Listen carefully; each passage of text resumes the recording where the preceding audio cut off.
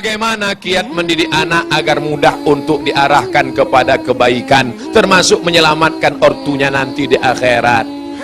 Mendidik anak itu sejak kapan? Mendidik anak itu sejak mencarikan calon ibunya. Karena bibit yang baik ditanam di tanah yang subur, akan tumbuhlah bunga-bunga yang cantik dan indah harum semerbak. Tapi kalau bibitnya kau tanam di tanah yang tandus, akan tumbuh pohon kaktus, dilihat tidak indah, dicium tidak harum, durinya menusuk hidung bengkak. Oleh sebab itu maka carilah perempuan yang solehah, perempuan yang solehah. Bagi yang belum nikah, yang sudah ada kau jaga-jaga aja lah yang sudah ada. Kalau istrimu solehah, dia hamil, dia sambil masak baca ayat Quran, Bismillahirrahmanirrahim, Ar-Rahman, garam, Allamal Quran. Jadi anak soleh ya nak. Coba kalau istrimu tak soleha, dia masak,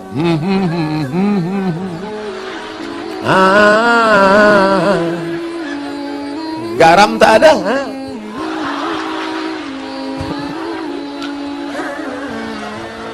kuku panjang, kuku panjang, di atas black kutek, di bawah black daki. Dimasaknya kau bakwan. Sebelah kiri pula tuh. Enak bakwan mama ya. Iya. Makanya kalian cari yang solehah. Setelah anak lahir, selama mengandungkan itu apa yang dia baca? Dia baca surat Yusuf. Datang ke Kiai, Pak Kiai, gimana supaya anak saya baik? Baca surat Yusuf. Maksud Pak Kiai supaya anaknya nanti imannya kuat seperti Nabi Yusuf diajak berzina oleh Zulaikha tapi nggak mau. Rupanya dia salah sangka. Disangkanya anaknya ganteng macam Nabi Yusuf. Begitu lahir hitam pendek. Marah sama Pak Kiai. Pak Kiai, kenapa anak saya seperti ini? Kenapa nggak seperti Nabi Yusuf? Suaminya mana? Ini suaminya Pak Kiai. Dia sama.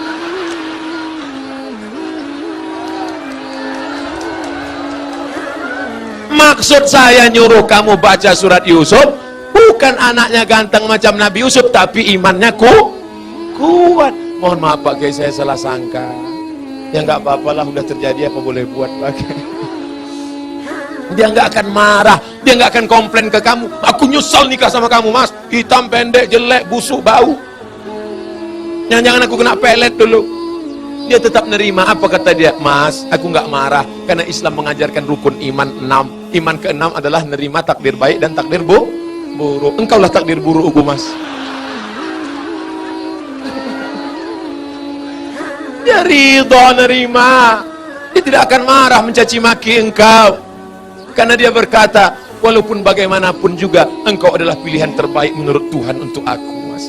Walaupun kemana-mana orang selalu bertanya, itu supirmu ya? Lalu kemudian setelah anakmu lahir, dia akan menyusukannya. Disusukannya anakmu berapa lama? 2 tahun. Sekarang banyak perempuan tidak mau menyusukan anak 2 tahun. Disusukan anak ke kaleng. Makanya anak pulang sekolah bukan meluk ibunya, meluk kaleng.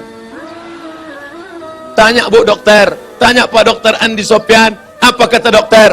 Coba tengok dinas kesehatan, susukan anak Anda 6 bulan berturut-turut, ASI eksklusif. Insya Allah otaknya akan cerdas, tubuhnya akan sehat, tidak terkontaminasi penyakit. Dulu kita mandi di sungai 6 jam mandi sampai biru bibir, nggak ada batuk, nggak ada demam. Air susu ibu membuat kita kuat, imun kita sehat. Anak sekarang ngelihat mendong aja bersin. Ikatan emosional dekat. Anaknya disusukan ibu. Ibu yang menyusukan anak untuk menghindari kanker payudara. Ibu yang menyusukan anak sekaligus keluarga berencana. Ibu yang menyusukan anak, kedekatan emosional antara ibu dan anak.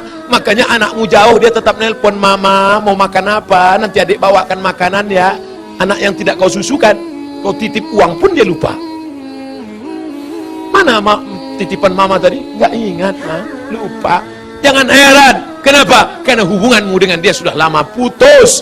Lalu kemudian setelah itu dijaganya. 2 tahun pertama susukan, 2 tahun kedua lari-lari, lompat-lompat. 2 tahun ketiga, mulai dia mengajarkan surat-surat pendek. Anak sambil motong-motong bawang, motong-motong cabai. Bismillahirrahmanirrahim. Qul huwallahu ahad. Akhirnya dia ajak sholat. Sekarang kita ketemu perempuan di tepi jalan, umur 5 tahun, lipstiknya tebal, rambutnya pirang 3 warna, merah, kuning, kelabu, kuteknya merah. Kira-kira anak umur 5 tahun ini yang ngajar siapa?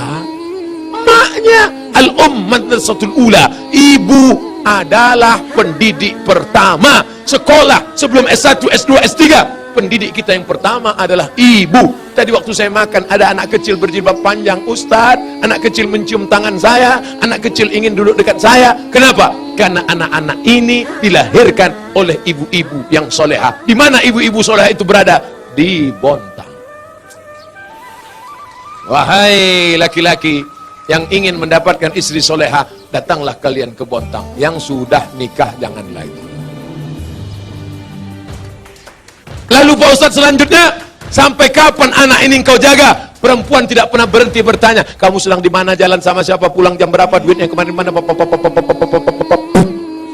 Ketika perempuan berhenti ngomel, berhenti merepet, berhenti bicara, saat itu kiamat sudah terjadi pada anak-anak kita.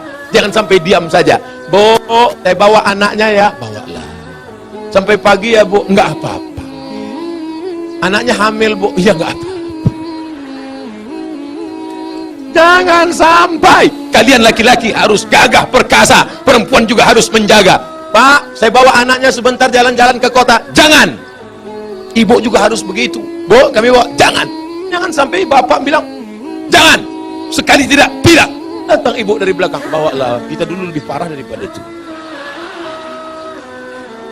Rusak anak-anak kita. Harus kita jaga generasi ini, insya Allah.